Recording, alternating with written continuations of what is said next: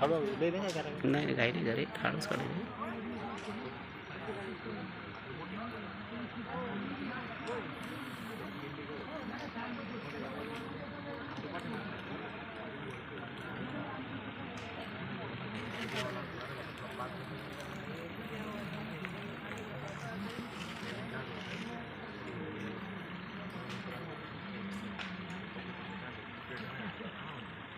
परदेशी आम आदमी पार्टी पुणे जिल्हा सचिव. मित्रांनो, आज स्मशानभूमीमध्ये आपण इथं का आलो, कारण की इथं पूर्ण तुम्ही पाहू शकता, इथं पूर्ण प्रेस जळत आहे आणि इथं पूर्ण लाईट नाही आहे.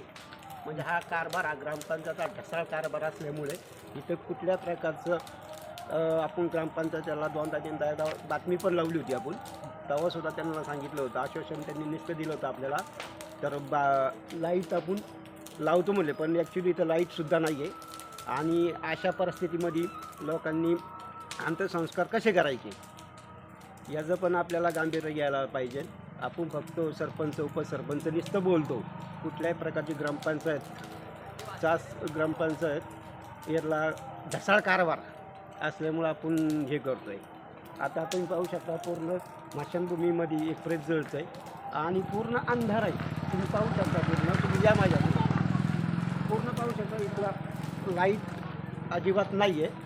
आणि लाईट नसल्यामुळं इथलं प्रेत कसं जाळायचं, इथं पूर्ण अंधार असल्यामुळे दोन्ही गाड्यांचा प्रकाश लावून इथं प्रेत जाळलं जातं.